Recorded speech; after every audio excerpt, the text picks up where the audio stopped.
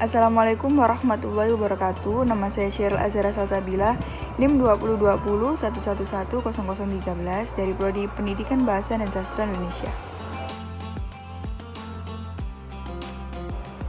Karl Marx, yang bernama panjang Karl Heinrich Marx, adalah seorang filsuf, ekonom, sejarawan, pembuat teori politik, sosiolog, jurnalis, dan sosialis revolusioner asal Jerman.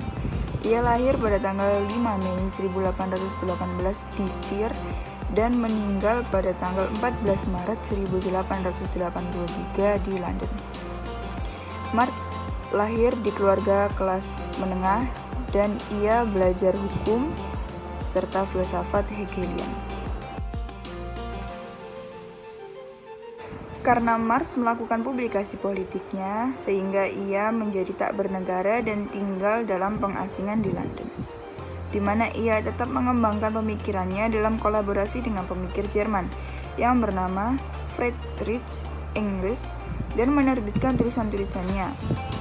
Melakukan riset di ruang baca British Museum.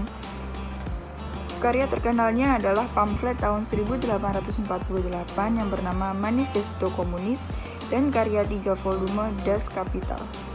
Pemikiran politik dan filsafatnya memiliki pengaruh pada sejarah intelektual, ekonomi, dan politik pada masa berikutnya.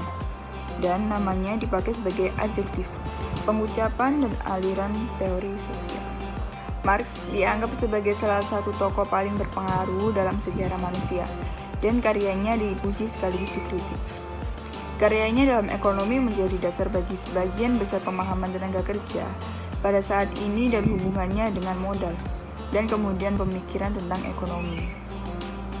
Beberapa intelektual, seniman, serikat buruh, dan partai politik di seluruh dunia dipengaruhi oleh karya Marx. Dengan beberapa pihak memodifikasi atau mengadaptasi gagasan-gagasannya, Marx biasanya disebut sebagai salah satu arsitek utama dari teori ilmu sosial modern. Marxisme adalah aliran pemikiran yang dikembangkan oleh Karl Marx dan Friedrich Engels dalam buku mereka yang berjudul The German Ideology. Marxisme sebenarnya merupakan teori tentang ekonomi, sejarah, masyarakat, dan revolusi sosial. Dalam perkembangannya, Marxisme seringkali digunakan sebagai dasar analisis sastra, sehingga muncullah istilah sosiologi sastra Marxis.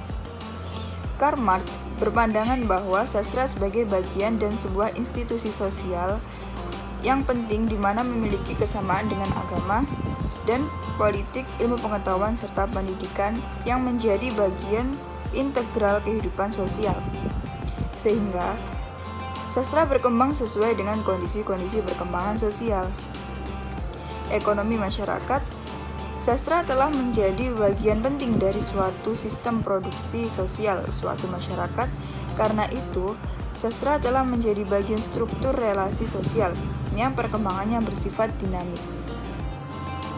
Sastra selalu terlibat dalam perubahan-perubahan sosial dan konflik-konflik sosial.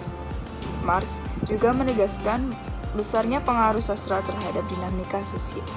Sosiologi sastra Marxis bukanlah sekedar sosiologi sastra yang menaruh perhatian bagaimana novel-novel diterbitkan dan apakah mereka mencantumkannya kelas buruh di dalamnya. Namun tujuannya adalah untuk menjelaskan karya sastra dengan lebih sepenuhnya, yang berarti mencurahkan perhatian sensitif terhadap bentuk-bentuknya, aliran-alirannya, dan makna-maknanya. Namun, selain itu, ini juga berarti menangkap dan memahami bentuk-bentuk, aliran-aliran, dan makna-makna tersebut sebagai produk dari suatu sejarah khusus.